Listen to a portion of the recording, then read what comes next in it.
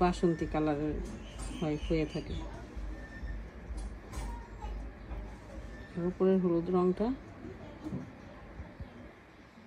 তফাৎটা ধরা যায়। হলুদের যে রং হয় আসল অরিজিনাল হলুদের রংটা হচ্ছে এই যে ভিতরেরটা, আর বাহিরের হলুদ রং এই যে দেখেন হলুদটা হলুদ দেখানোর জন্য উপরে আলগা রং ব্যবহার করা হয়। এই যে পাশাপাশি রাখাতে এখন স্পষ্ট বোঝা যাচ্ছে। এটা হচ্ছে হলুদ রং ব্যবহার করা হয়েছে, আর এটা হচ্ছে হলুদ ভাঙার পরে ভিতরের যে অংশটা সেই রং।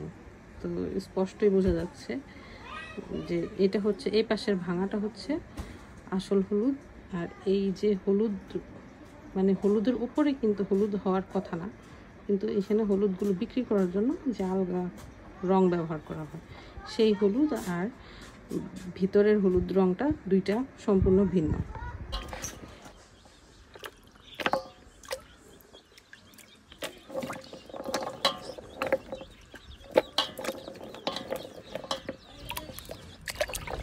হলুদ মানে এই যে হলুদ হবে এর কোনো মানে নেই। এই যে হলুদ উপরে রং করা হয়েছে, এই হলুদ রংগুলো যদি এভাবেই ভাঙানো হয় তাহলে এটা বিশেষ হয়।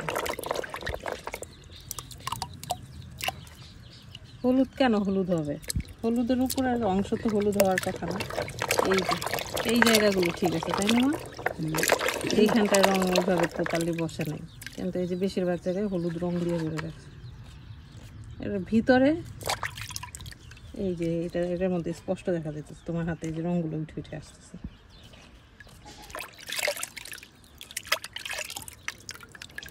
এগুলো ভালো করে পরিষ্কার করে ধুয়ে তারপরে এগুলো পাউডার করলে তখন সেই হলুদটা স্বাস্থ্যের জন্য ভালো।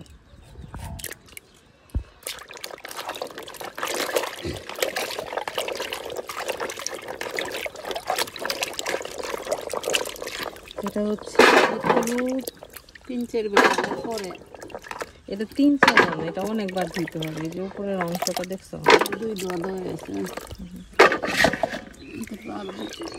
এই উপরের যে হলুদ রংগুলো এগুলো একবারে তাড়াইতে হবে। এই যে এগুলো ডলে ডলে উঠাইতে হবে, নাহলে তো রং থাইকে যাবে। আচ্ছা, আমাদের ধোয়ার প্রসেস চলতে থাক। 30-40টা ধোয়ার পরে এরকম হয়েছে রং হলুদের। 25-26টা ধোয়া না,